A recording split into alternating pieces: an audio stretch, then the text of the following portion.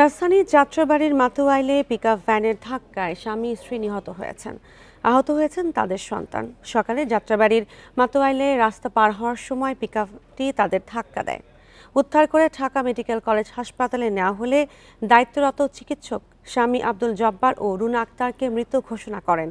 আর মেয়ে জুই আক্তার চিকিৎসাধীন রয়েছেন ঢাকা মেডিকেল কলেজ হাসপাতালে। যাত্রাবাড়ি থানা পুলিশ জানায়, সকাল 7টার দিকে রাস্তা পার হওয়ার সময় দ্রুতগতির একটি পিকআপ ভ্যানের তাদের ধাক্কা দেয়। এতে ঘটনাস্থলেই মারা যান রুনা আক্তার। পরে স্থানীয় হাসপাতালে মারা যান আব্দুল জব্বার।